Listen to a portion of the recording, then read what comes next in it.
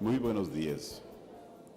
Es para la Universidad Autónoma de Nuevo León un honor contar con la presencia de distinguidos miembros de la Sociedad Nuevoleonesa de Historia, Geografía y Estadística, AC, a quien les damos la más cordial de las bienvenidas. Agradecemos también la presencia de profesores y alumnos de la Preparatoria 7 Oriente. Jóvenes, señoras y señores, sean todos ustedes bienvenidos. Hoy damos inicio al presente ciclo de conferencias dirigido a profesores y alumnos de la Unidad de Aprendizaje de Problemas Sociales y Problemas Éticos del Mundo Actual. En el marco de la firma de convenio con la Sociedad Nuevoleonesa de Historia, Geografía y Estadística AC, signado el pasado 18 de noviembre de 2010. Hoy iniciamos las actividades en la Preparatoria 7, Unidad Oriente, a quien agradecemos su hospitalidad. Dichas conferencias tienen el carácter de itinerante. Comprenden 7 conferencias en distintas sedes, tales como el día de hoy la Preparatoria 7, Preparatoria 1, Preparatoria 8, Preparatoria 16, Preparatoria 22, Preparatoria 25 y la Preparatoria Técnica Médica. Dichas pláticas se impartirán por personalidades de la Sociedad de Historia durante los meses de marzo, abril y mayo del presente año. Cabe mencionar que estos eventos se estarán transmitiendo vía internet, como el día de hoy, con apoyo de la Dirección de Educación a Distancia. Además, se grabarán en video para posteriormente distribuir dicho material entre las diferentes preparatorias de la Universidad Autónoma de Nuevo León. Presento a ustedes a las autoridades que presiden este acto de apertura. Se encuentra con nosotros el doctor Ubaldo Ortiz Méndez, secretario académico, en representación de nuestro rector, el doctor Jesús Ánser Rodríguez. Bienvenido, señor.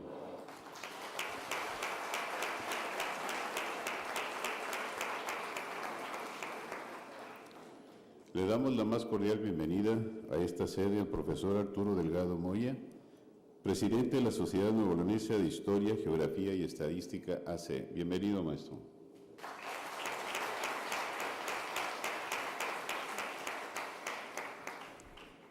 Se encuentra con nosotros en el presidium también el profesor Israel Cavazos Garza, historiador y cronista, y nuestro primer conferencista y un maestro muy distinguido y querido por todos nosotros. Bienvenido, maestro.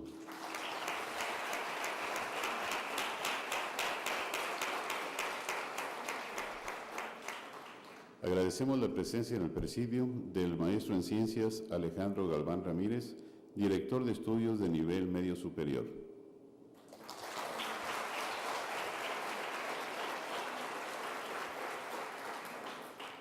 Y agradecemos la hospitalidad del director de la Preparatoria 7, el ingeniero Oliverio Anaya Arispe. Gracias, maestro.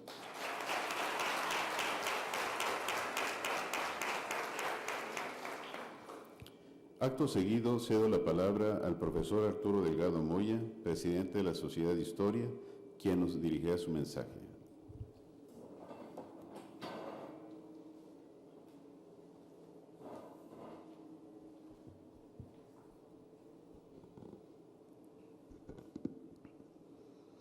Muy buenos días, tengan todos ustedes. Doctor Ubaldo Ortiz Méndez, secretario académico y representante personal de nuestro rector, el doctor Jesús Ánser Rodríguez. Saludo con aprecio a los integrantes del presidium, al maestro Alejandro, director de preparatorias, al maestro Anaya, director de este plantel tan extraordinario que no conocíamos porque la referencia siempre era la Preparatoria 7 de Las Puentes, pero hace tiempo nos hablaban de esta preparatoria que hoy con gran satisfacción estamos con ustedes. Al maestro Israel Cavazos, nuestro conferencista.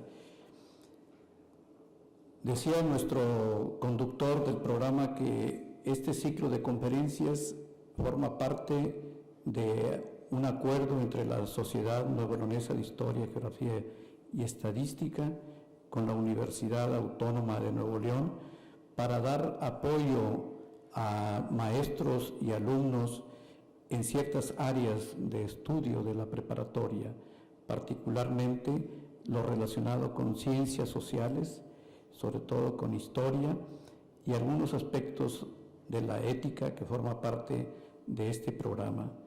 Nuestro empeño en participar en este ciclo de conferencias es dar a maestros y alumnos de las preparatorias universitarias un bagaje histórico que les sirva de apoyo a la docencia en el caso del profesor y en el caso del estudiante, que le permita ampliar el conocimiento de la historia, pero no una historia universal, sino una historia nacional con acentuación en la entidad federativa, en Nuevo León, en Coahuila, en Tamaulipas, una historia que vaya a lo municipal como una forma de que este conocimiento se traduzca en elementos de pensamiento de los jóvenes, de las señoritas, para que se den la identidad de dónde está nuestro origen como mexicanos, como nuevoleoneses. El día de hoy el maestro Israel Cavazos Garza nos hablará de Nuevo León durante la independencia. El 31 de marzo, el maestro Mario Treviño Villarreal, en la preparatoria número 1, nos hablará de México, panorama siglo XIX. El 7 de abril, en la preparatoria número 8, el licenciado Hernando Castillo nos hablará de Benito Juárez, un personaje de la época liberal, y la reforma liberal también en Coahuila por parte del profesor Arturo Berrueto González, un maestro coahuilense, miembro de la Sociedad de Historia y muy conocedor del siglo XIX en su estado. El 14 de abril, en la preparatoria 16, hablaremos del porfiriato a cargo del maestro José Reséndiz Valderas, historiador y maestro universitario, y la industrialización en Nuevo León a cambio del maestro Javier Rojas, historiador egresado del Colegio de Historia de la Universidad e investigador.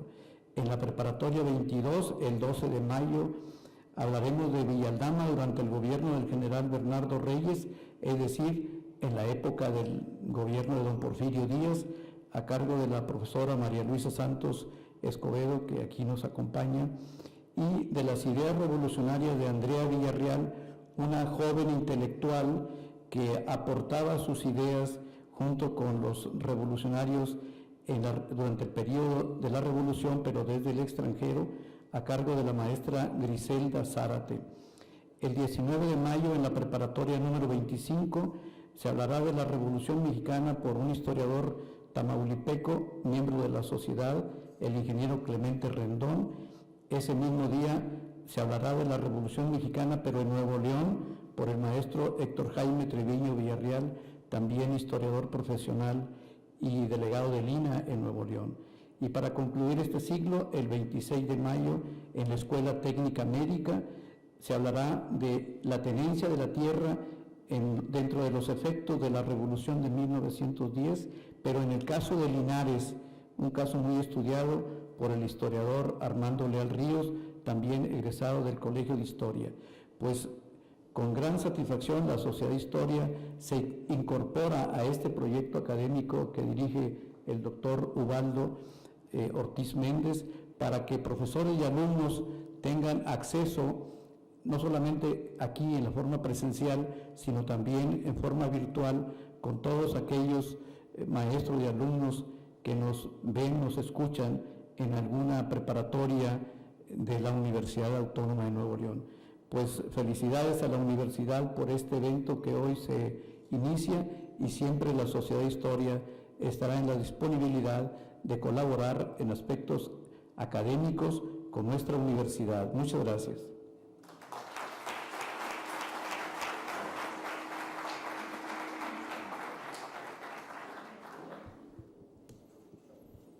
Agradecemos el mensaje del profesor Arturo Delgado Moya y con todo respeto le solicito al doctor Ubaldo Ortiz Méndez, secretario académico, nos dirija su mensaje en representación del rector de esta máxima casa de estudios, el doctor Jesús Sánchez Rodríguez, y dé el inicio de apertura del presente ciclo de conferencias.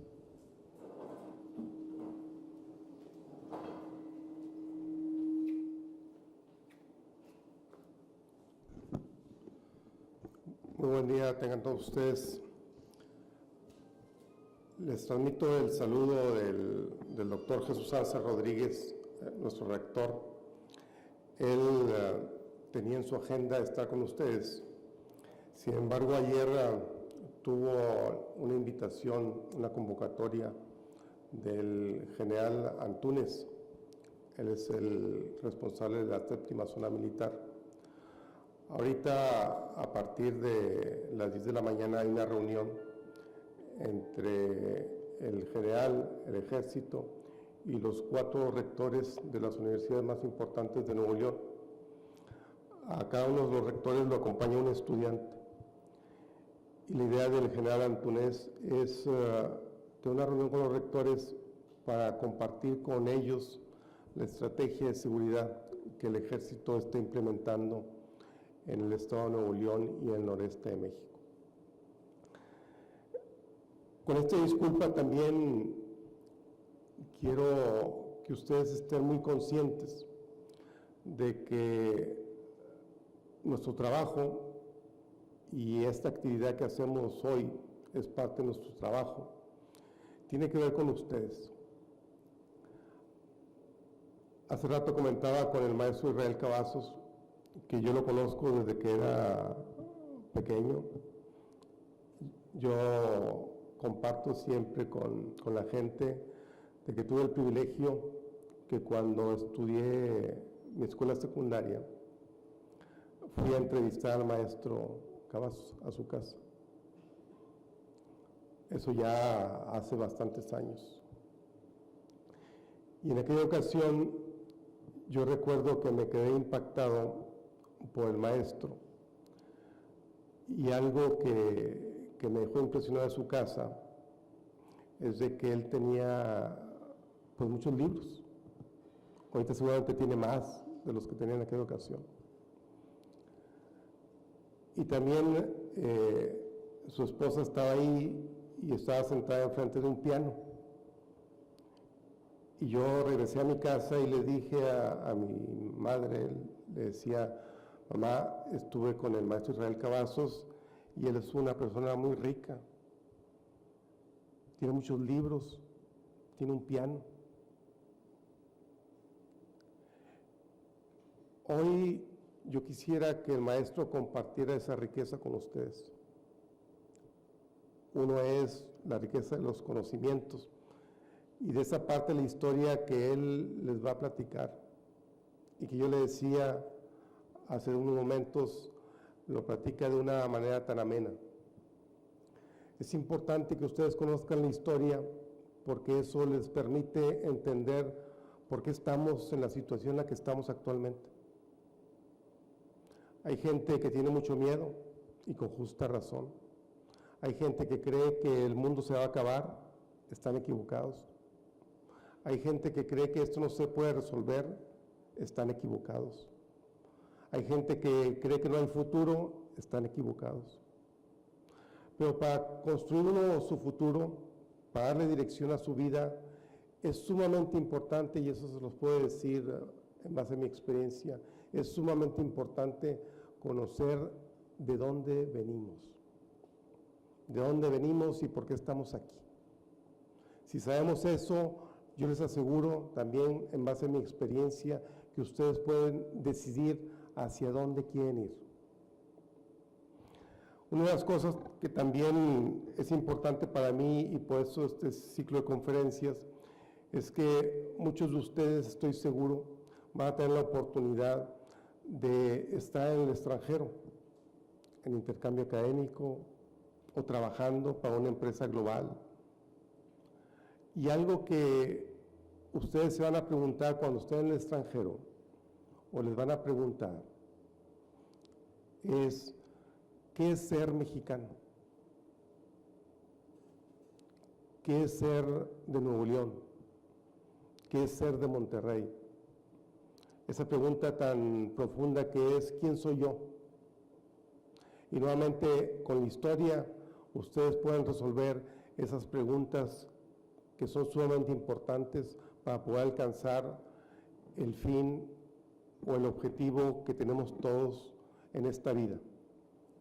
Hace rato estábamos en una reunión con una empresa que se llama Daltail, aquí por Santa Catarina, rumbo a Saltillo. Es una empresa norteamericana.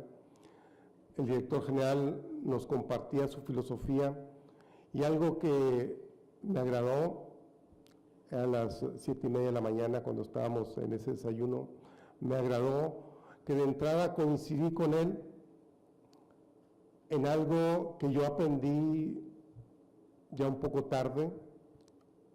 En la adolescencia tuve siempre esa pregunta que no me respondía, ¿para qué estamos aquí?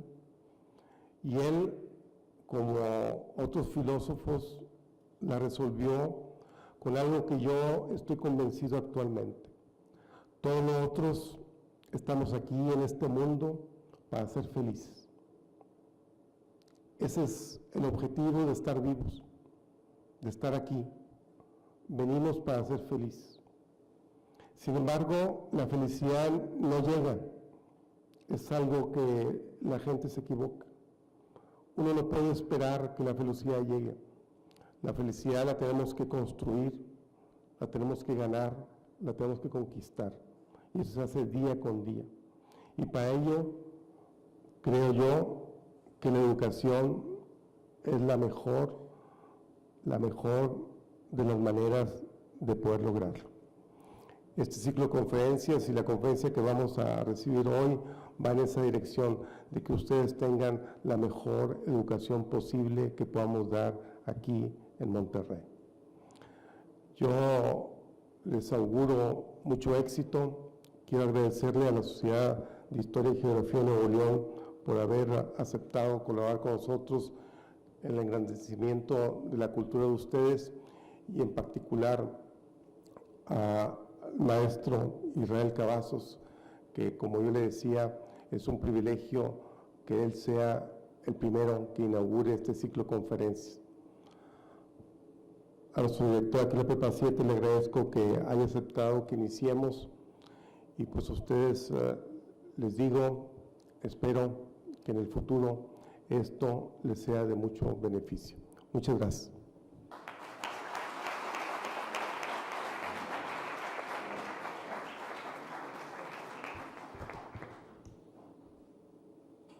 Agradecemos las palabras al doctor Ubaldo Ortiz Méndez.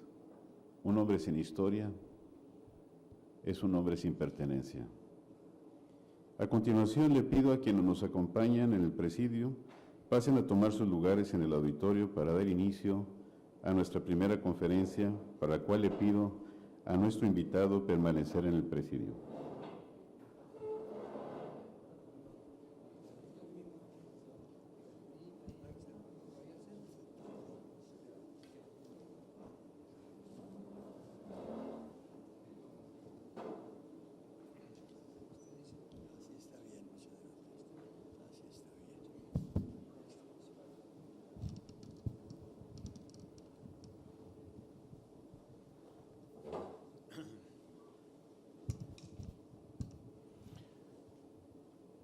Antes de presentar a nuestro distinguido invitado, me permito leer una semblanza acerca de su persona. Nacido en Guadalupe, Nuevo León, Israel Cavazos Garza hizo su maestría y doctorado en Historia en el Colegio de México. Es uno de los historiadores más destacados del noreste de México. Inició sus investigaciones a la edad de 18 años y cuenta con una obra literaria de ensayos publicados y más de 25 libros, entre los que podemos mencionar algunos como Breve Historia de Nuevo León, Mariano Escobedo, El glorioso soldado de la República, Nuevo León, Montes Jóvenes sobre antiguas llanuras, entre otros. Fue nombrado cronista de la ciudad por la Alcaldía de Monterrey y además ha sido archivista, bibliotecario, profesor, catedrático, investigador, con énfasis en Nuevo León y sobre todo con interés especial en el municipio de Guadalupe. Además, A lo largo de su carrera ha recibido múltiples premios y reconocimientos a nivel estatal, nacional e internacional, entre los que podemos mencionar las palmas académicas otorgado por la Academia Nacional de Historia y Geografía, la medalla Serafín Peña del municipio de Guadalupe y la medalla José Escandón de la Sociedad Tamaulipeca de Historia. El Ayuntamiento de Monterrey le otorgó la medalla Diego de Montemayor, declarándolo ciudadano ejemplar en 1982. El Gobierno de Nuevo León le dio la medalla al Mérito Cívico en 1986. Un año más tarde, el Ayuntamiento de Ezcaray, en La Rioja, España, le otorgó una placa al mérito como investigador. La Universidad Autónoma de Nuevo León lo ha distinguido con la institución de la Cátedra de Historia del Noreste, profesor Israel Cavazos Garza, para rendir un homenaje justo en vida a la trayectoria profesional de tan distinguido catedrático e historiador, a quien le pedimos de la manera más atenta dar inicio con este ciclo de conferencias con su conferencia titulada Nuevo León durante la Independencia. Maestro, adelante. Si me permiten, me voy a sentir más seguro ahí.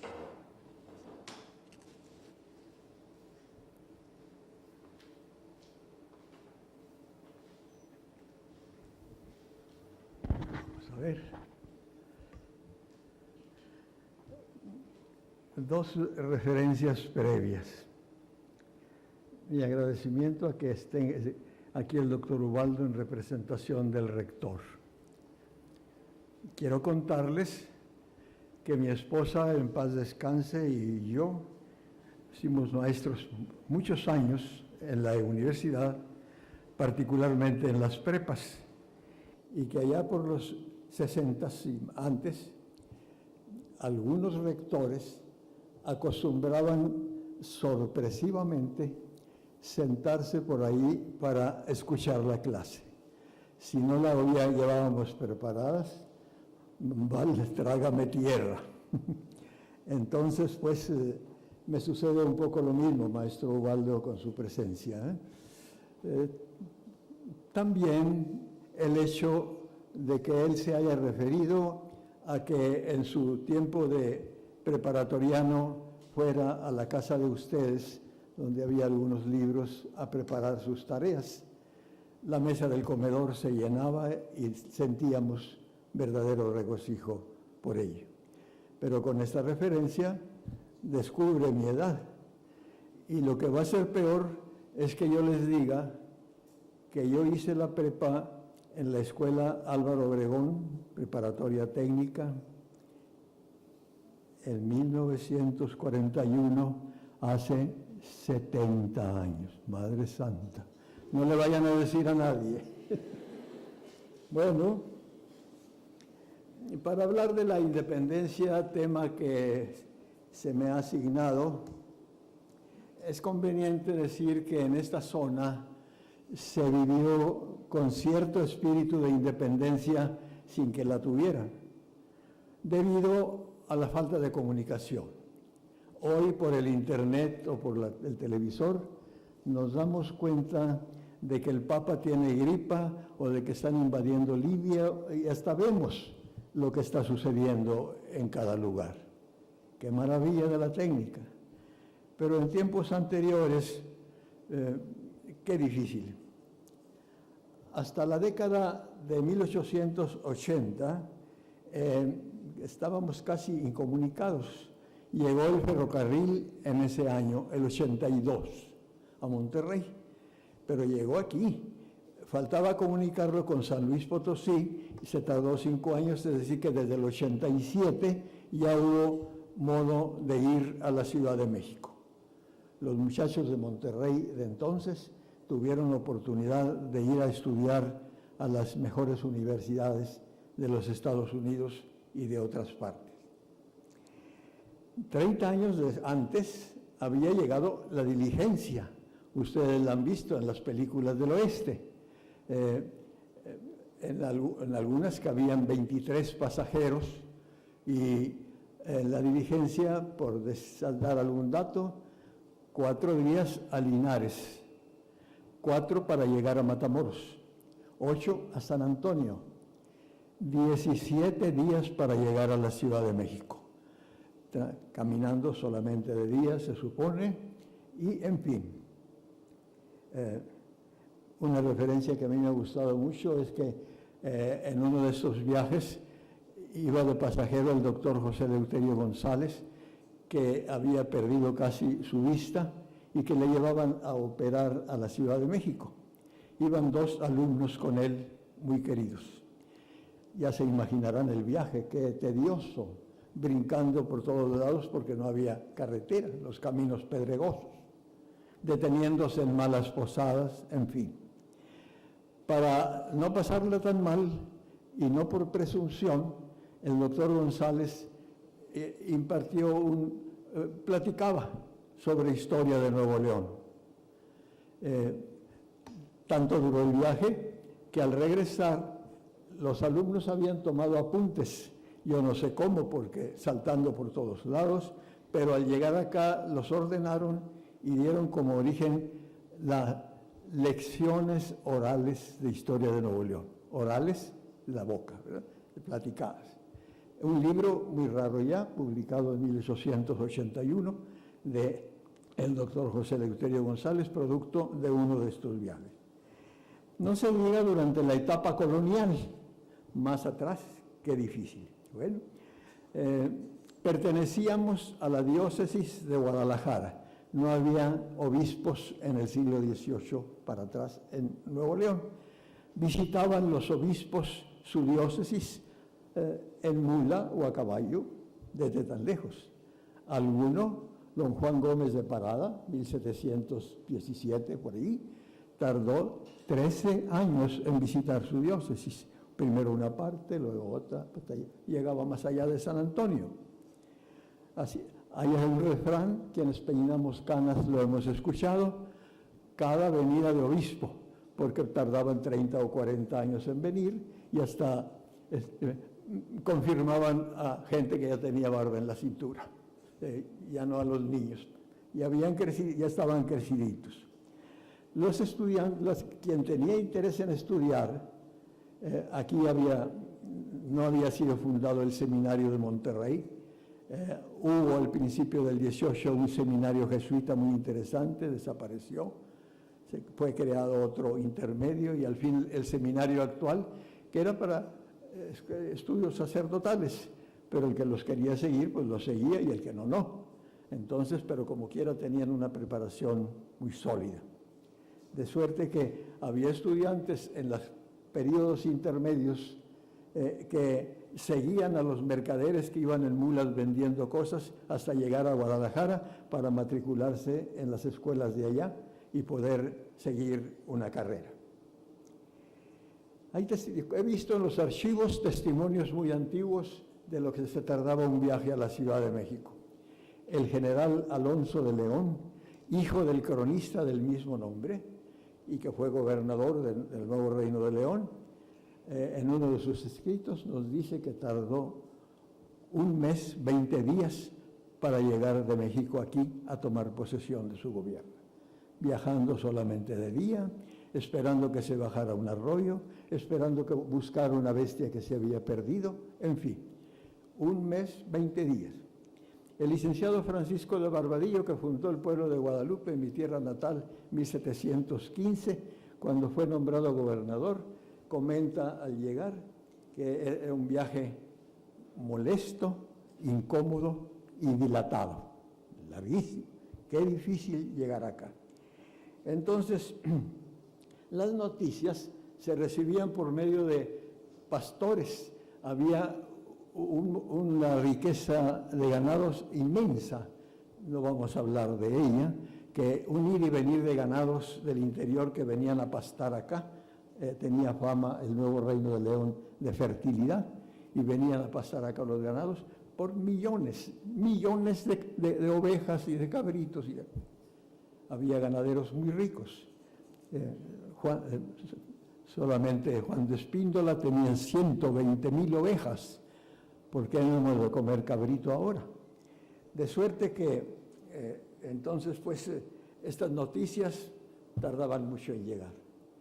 Cuando los indios eran maltratados en una misión, se quejaban con el misionero y el misionero los acompañaba a pie a México a quejarse con el virrey. 1 mes y medio para llegar, mes y medio para que lo recibiera el virrey, mes y medio para volver. Mientras tanto, aquí se habían resuelto ya todo porque de ahí la forma en que en Nuevo León se resuelven las cosas, porque si se esperan a que otro los haga, nunca va a llegar el momento. Y eso era para llegar al interior del país. No se diga de España. Se oía hablar del rey y unos cuantos sabían dónde estaba porque habían nacido allá o porque habían venido de allá. Los demás ni la menor idea de la geografía universal. Así que las flotas, o sea, los grupos de barcos, se juntaban para protegerse durante la navegación en el viaje. Venían solamente cada año, ¿sí? De Cádiz a Acapulco o a Veracruz, ¿sí? De Acapulco nomás venían los de Manila o China, por el Pacífico. Nomás había esos 2 puertos. El monopolio de España en ese sentido fue muy drástico. Entonces, pues, se acostumbraba al oír hablar del rey, todo el mundo se descubría, es decir, se quitaba el sombrero en señal de respeto. Qué curioso, esto todavía lo vi de niño, cuando llegaba el gobernador a Guadalupe en visita, cuando yo estaba en primaria, pero como automáticamente todos los vecinos de Guadalupe se descubrían ante el gobernador, por respeto a la autoridad. Se ha acabado todo eso, desde luego, ¿verdad? El presidente viene cada 8 días y si nos damos cuenta, a veces ni nos damos cuenta. Bueno, aquí se resolvía todo. Pues, de ahí también todo este preámbulo para decir que la noticia del grito de Dolores dado por el padre Hidalgo tardó 2 semanas en saberse aquí lo que pasó, ¿sí? La sede de la comandancia militar, que podríamos llamar, estaba en San Carlos, Tamaulipas, que es hoy Villagrán, o también en San Luis Potosí. Miren qué lejos, como quiera, hasta el 29 de septiembre, no el 16, se supo lo que pasó en Dolores. ¡Qué escándalo! Todo el mundo de Nuevo León, de aquí de Monterrey, estaban en la feria de Saltillo. Feria, qué interesante. Feria, ustedes me ferean una moneda. Feriar es intercambiar. Llevábamos maíz o piloncillo, traíamos telas o frijoles, era feriar, ¿sí? Las ferias fueron muy famosas, las de Acapulco, las de, qué sé yo, la única que quedaba era la de Saltillo. Entonces, todo el mundo iba, hasta el obispo estaba allá. Saltillo pertenecía a la jurisdicción episcopal de acá. Así que también se enteró el obispo de lo que pasaba y un arma muy poderosa tenía la iglesia, o la tiene todavía, la excomunión. Fuera de la iglesia, el que simpatice con las ideas de este cura loco de Dolores, ¿sí? El edicto de excomunión atemorizó a medio mundo, por supuesto, y fue un arma terrible que impactó demasiado. Bueno, otro medio de recibir la noticia, qué interesante, era el de los propios mercaderes que venían de todas partes del país a Saltillo a la feria. Y esos eran, ustedes ya no los ven por la calle, los varilleros, que venden varilla, no varilla de fierro, sino espejitos, novenas, cuentos, qué sé yo, aros para bordar, la canasta llena, pero estos varilleros traían también en su mercancía corridos que alababan al padre Hidalgo. Entonces, los cantaban en la esquina de la plaza y he visto textos de estos versos en los archivos de Monterrey. Lamentablemente no memorizo uno ni viene al caso, pero se cantaban esos corridos y eran terriblemente castigados por esa propaganda de lo que estaba haciendo un cura. Así pues, entonces, pero sí hay procesos contra estos. Conozco dos en el Archivo Municipal de Monterrey, una de José del Carmen Llamas y otro de Nicolás Mercado, por andar en ese comercio de varilla, como le decían entonces, vendiendo versos que alababan al padre Hidalgo. Esto en cuanto a la Iglesia, lo del edicto de excomunión, pero también el gobierno local. ¿Quién era gobernador de Nuevo León? Don Manuel de Santa María.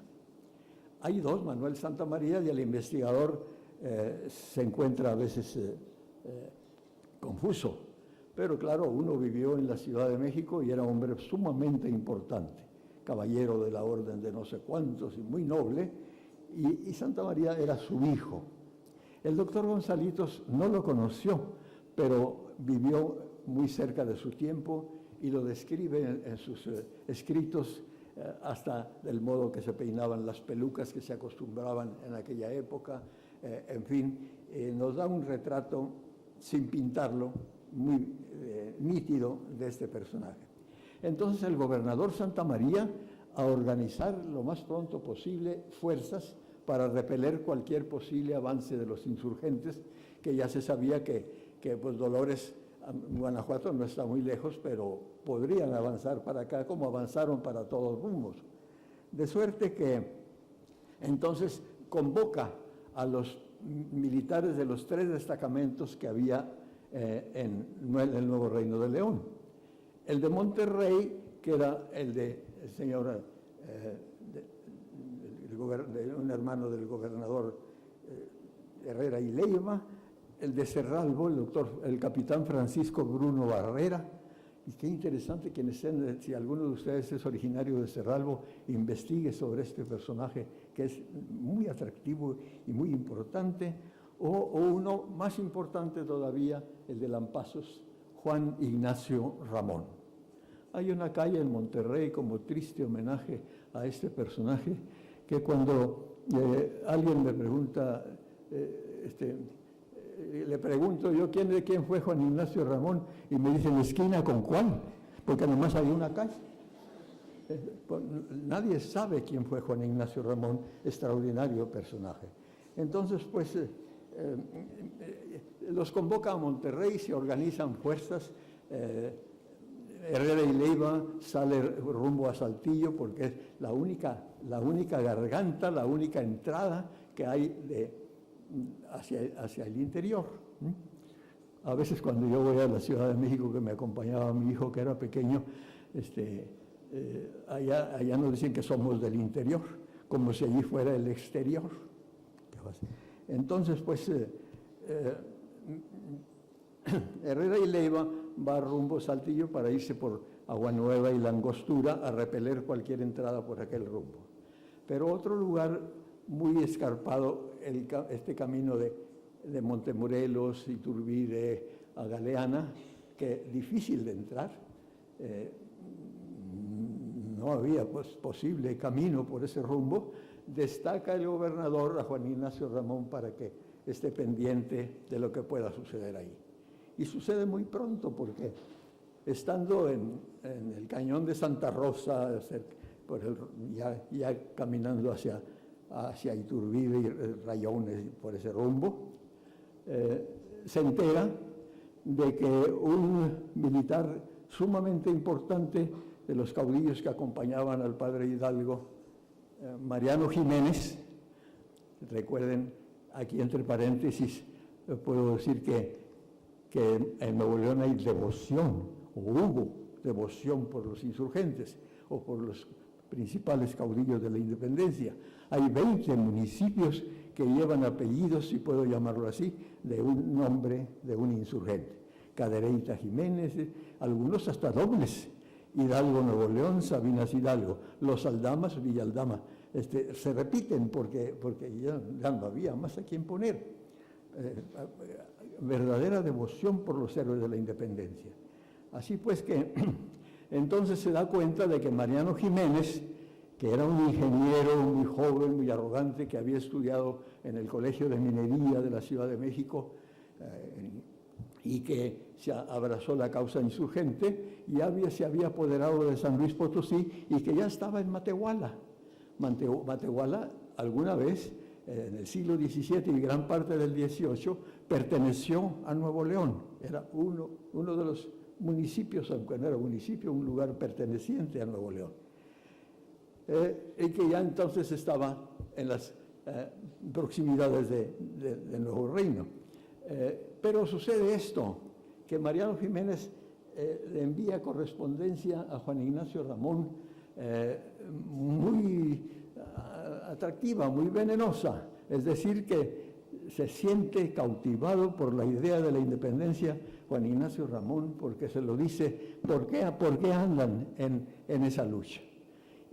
Ramón le remite copias de las cartas al gobernador Santa María y a Santa María le va a pasar lo mismo. Estas cartas se conservan en el Archivo General del Estado. Las publicó alguna vez el doctor Gonzalitos, pero eso en el siglo XIX. Urge que se vuelvan a publicar. De suerte que ahí está la idea de la independencia plasmada nada menos que por Mariano Jiménez. Entonces, pues, sucede que el gobernador, un buen día, junta a sus soldados y sin avisarle a nadie se sale de Monterrey a juntarse con Juan Ignacio Ramón y llega al Valle del Pilón, que es hoy Montemorelos, y ahí licencia sus fuerzas y se asocia a Ramón, y ambos se asocian a Jiménez y ya siguen su camino solo. Miren cómo los cautivó Jiménez con su forma de explicar la insurgencia. Bueno, tanto así que participan en la batalla de Aguanueva, quienes sean de esta región de Saltillo o conozcan ese camino, cerca de Saltillo está Aguanueva, 7 de enero de 1811, una batalla entre realistas e insurgentes que la ganan los insurgentes, Mariano Jiménez contra el gobernador de Coahuila, Antonio Cordero, y avanzan hasta Saltillo. Miren qué triunfo tan importante para Jiménez. Está sucediendo algo sumamente importante. Allá en el interior, el padre Hidalgo ha sido derrotado por Calleja en el puente de Calderón, en las cercanías de Guadalajara. Hidalgo entonces emprende su marcha hacia el norte. Qué curioso, tomen nota porque el padre Hidalgo viene al norte y más tarde Benito Juárez también ha de venir a buscar en el norte. Muchos creen que a buscar el auxilio de los Estados Unidos buscaban a la gente del norte. Había sus razones para buscar ese apoyo. Entonces, Jiménez, estando en Saltillo, comisiona a 2 de sus brigadieres, es decir, que eran generales, Juan Bautista Carrasco e Ignacio Camargo. Nunca he visto estos nombres en calles ni nada, y hicieron tanto, para que vengan a Monterrey y hagan proselitismo, propaganda en favor de la insurgencia. Aquí son recibidos con entusiasmo. Hasta el propio cabildo eclesiástico se usaba que en la iglesia hubiera un cuerpo colegiado de canónigos en la catedral que auxiliaban al obispo. Se acabó eso y le dieron la bienvenida a estos 2 insurgentes.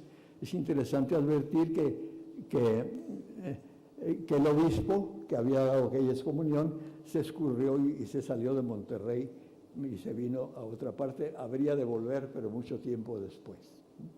Entonces estaba la iglesia solamente lo que se llama sede vacante, la silla episcopal desocupada, y el cabildo por eso recibía a estos insurgentes con esa simpatía. Y aquí hubo un paréntesis, un episodio casi como de telenovela. Pongan atención las niñas, de algo muy interesante, porque Carrasco, yo creo que muy gallardo, muy simpático, se enamoró de doña Manuela de Ugartechea y Mier, sobrina del padre Mier, y la boda fue en Monterrey. Pero un escándalo social estupendo, ¿eh? Hay descripciones de la boda que me gustaría ampliar, pero que no es posible por razones de tiempo, ¿eh? Era el toque romántico de lo que pasaba aquí. Entonces, pues, no solamente ellos vinieron acá, sino que también el propio Jiménez, Mariano Jiménez, caudillo sumamente importante de la insurgencia, viene a Monterrey, fines de enero de 1811. Perdonen las fechas, pero la cronología es importante para ir situando las cosas en su tiempo. Y entonces, mencioné a la sobrina del padre Mier y me preguntarán, bueno, ¿y aquí estaba ya el padre Mier? No, el padre Mier tenía 17 años de haber sido desterrado, condenado a destierro, y estaba en Europa. Allí había de estar más de 20 años en prisiones. No cuento su historia porque nos llevaría demasiado tiempo. Entonces, Hidalgo va a avanzar hacia el norte, rumbo a Monclova, cruza el desierto. Se sabe que pasó por Espinazo, este lugar donde se veneraba al niño Fidencio, parte de Nuevo León, quién sabe. Qué dificultad, sin agua, puros charcos en el desierto para los caballos, para la gente. Y claro, mientras tanto, uno de los suyos, que la historia es rigurosa y se debe mencionar, Ignacio Elizondo, que estaba en Bustamante, estaba en Laredo con el capitán Bustamante, se confabulan para organizar la contrarrevolución, es decir, acabar el movimiento insurgente, y se confabulan con Ignacio Elizondo, un antiguo insurgente, para que lo haga. Y se sitúan en el lugar que ahora llamamos del Prendimiento, y en un 21 de marzo la Sociedad de Historia acaba de ir al lugar porque se cumplió un aniversario. Ahí va deteniendo al ejército y aprendiendo a uno por uno, si puede decirse, de cada uno de los jefes, y llevados a Monclova, y luego el padre Hidalgo ya y los suyos a Chihuahua para ser juzgados y fusilados. Con el padre Hidalgo, cada uno en su fecha, por supuesto, murieron el gobernador Santa María y Juan Ignacio Ramón. ¿Les parece poca entrega patriótica a una causa como la de estos hombres para recordarlos con una simple calle? ¿Verdad que no? Murieron en Chihuahua en 1811, hace 200 años. Bueno, con la muerte del padre Hidalgo y de los suyos, ¿se va a acabar todo esto? No, porque todos sabemos cómo José María Morelos, Vicente Guerrero en el sur han seguido en su labor. Morelos con una altura extraordinaria con la Junta de Zitácuaro y el Congreso de Chilpancingo, y haciendo una labor maravillosa hasta ser fusilado en 1815. Luego, esto allá, pero aquí en nuestro medio también. José Herrera y Martín Herrera, hay un municipio que se llama Los Herreras, yo no sabía por qué. José Herrera y Martín Herrera, dos hermanos insurgentes que atacan Pesquería Grande, que es hoy Villa de García, y luego se apoderan de Monterrey. Hay batalla en el centro de Monterrey, que estaba defendida por el capitán Matías Lezada, el apellido es muy conocido, y tienen que retirarse los insurgentes rumbo a Vallecillo y luego a Cerralbo, donde hay también otros hechos de armas importantes. Qué interesante seguir la huella de estos hombres que entregaron su vida por esto. En el sur de Nuevo León andan dos personajes que yo quisiera seguir investigando, pero me falta vida, sinceramente. Juan Ignacio López Rayón, importantísimo, no es aprendido con el padre Hidalgo, y se sabe que anda organizando a los hacendados del sur de Nuevo León y luchando por la independencia. Ojalá que alguno de ustedes que sea de Galeana o de Iturbide o de aquella zona estudie, por favor, lo que pudo haber hecho Juan Ignacio Ramón allá. También otro lego, o sea, un religioso que todavía no recibe las órdenes sacerdotales, Juan de Villerías anda combatiendo también en Iturbide y en Rayones y en aquella zona. Villerías es fusilado en San Luis Potosí, frente a la iglesia del Carmen que ustedes conocen en aquella bellísima ciudad. Entonces, miren que no ha muerto la idea de la insurgencia. Así que, miren que la memoria de papel es muy interesante, se las recomiendo, porque ya cuando pasan los 85 se va perdiendo la memoria, me van a disculpar. Bueno, en Texas, que era nuestro, recuerden que el padre Hidalgo en Saltillo había nombrado un embajador o un representante suyo ante el gobierno de los Estados Unidos para ver qué opinaban de lo que pasaba aquí. Y este fue Bernardo Gutiérrez de Lara. Bernardo Gutiérrez de Lara era tamaulipeco, pero de padres de acá de Salinas Victoria, se acababan de ir a colonizar allá, y el viaje a Washington a caballo, 4 meses, ¿sí? Cuando llegó allá, le ofrecieron cosas que no podía aceptar y se devolvió. Se quedó temporalmente en Texas, pero luchando también, tuvo encuentros de armas en el río Medina, más arriba de San Antonio, es decir, que estaba luchando por la idea de la independencia. Es interesante que muchos jóvenes andaban en la causa y ya muerto el padre Hidalgo y los suyos. Estos eran seminaristas. Recuerden que no había escuelas normales ni escuelas civiles entonces, pero eran los pensadores. Así que yo conozco los nombres de seminaristas como José Urbina Cantú, Francisco Carrasco. Los menciono como agradable letanía porque son dignos de toda arte. Antonio Reyes, fusilados por insurgentes en la Plaza del Mercado. ¿Cuál era la Plaza del Mercado? La Plaza de Hidalgo de Monterrey, atrás del Palacio Antiguo, Palacio Municipal Antiguo. La Plaza Hidalgo se llamó Plaza del Mercado, ahí fueron fusilados. Y había otro personaje también que fue colgado. Siempre he luchado porque en la plaza que está siendo restaurada en este momento se erija un pequeño monumento, un zócalo bajito con los nombres de esos muchachos fusilados ahí.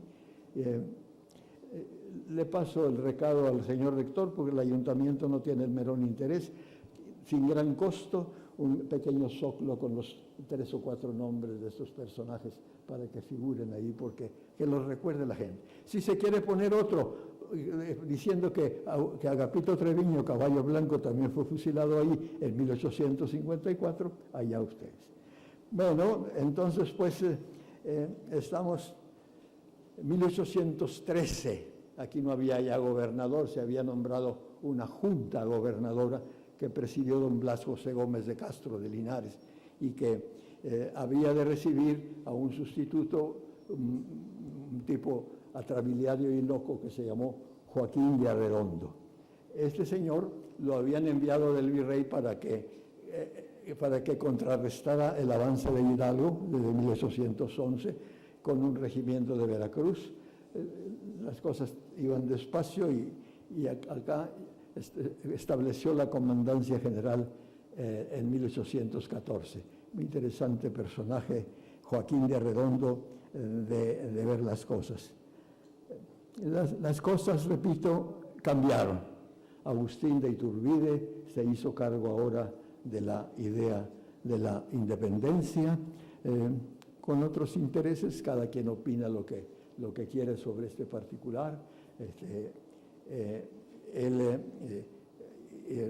consumó la independencia en 1821, todos lo sabemos, pero es interesante el dato de que Arredondo salió de aquí de Monterrey cuando vio las cosas perdidas, fue a dar a La Habana y allá murió en 1837, y que lo sustituyó Juan Antonio López, otro militar importante, quien declaró la independencia en Monterrey 4 meses antes que en México, en julio de 1821. Dato sumamente interesante. Y entonces, por eso hay dos actas de independencia. La que Morelos en el Congreso de Anáhuac, como se llamó el Chilpancingo, la que se lee el 15 de septiembre en la noche y que se redactó por el Congreso de Anáhuac, que se llamó el Chilpancingo, y el acta de independencia de Iturbide, cargada de cierta egolatría muy interesante. Me acuerdo que en la escuela, en quinto año, nos hacían aprendernos de memoria los textos de las actas. No las voy a repetir aquí, todavía las sé, pero el Congreso de Chilpancingo, legítimamente instalado en la ciudad de Chilpancingo por las provincias de él, declara solemnemente que es nación independiente de la vieja España, con quien en lo sucesivo no mantendrá otra relación que una estrecha amistad, etcétera, etcétera. Mientras tanto que la de Iturbide, la nación mexicana, que por 300 años ni ha tenido voluntad propia ni libre el uso de la voz, sale hoy de la opresión en que ha vivido. Los heroicos esfuerzos de sus hijos han sido coronados y está consumada la empresa eternamente memorable que un genio, Agustín de Iturbide, no me gusta, superior a toda admiración y elogio, amor y de su gloria y gloria de su patria, consumó y llevó a cabo arrollando obstáculos casi insuperables. Nos aplaudían los demás muchachos en la escuela cuando las decíamos, porque era difícil aprender. Bueno, entonces pues, pero todo esto para consumar la independencia. Pero ¿cuál fue la contribución mayor de Nuevo León a la insurgencia? Indudablemente que la figura de Fray Servando Teresa de Mier, desterrado y condenado a prisiones por sus ideas libertarias en el fondo, y que volvió después con Francisco Javier Mina en 1817, y del que no voy a hablar porque me llevaría mucho tiempo. Muchísimas gracias por oírme.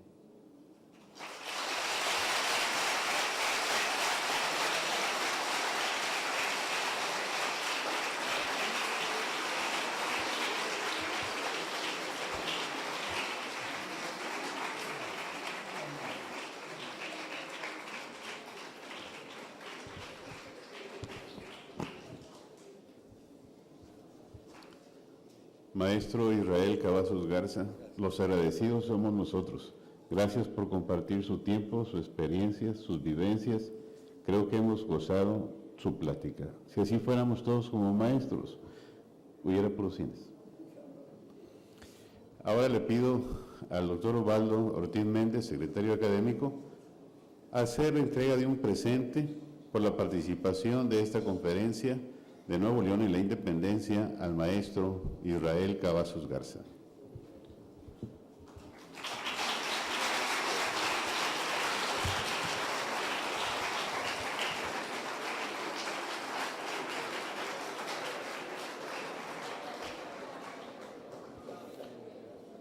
Jóvenes estudiantes, es así como damos por terminada la primera de las conferencias. Agradecemos la presencia de todos ustedes y en especial la de nuestro maestro conferencista del día de hoy, el profesor Israel Cavazos Garza, un hombre orgullosamente universitario. Nos vemos el 31 de marzo en la Preparatoria 1 con la participación del maestro Mario Treviño Villarreal, quien nos impartirá su conferencia Siglo XIX, Panorama Nacional y Local. Jóvenes, que tengan un excelente día. Al contrario, no.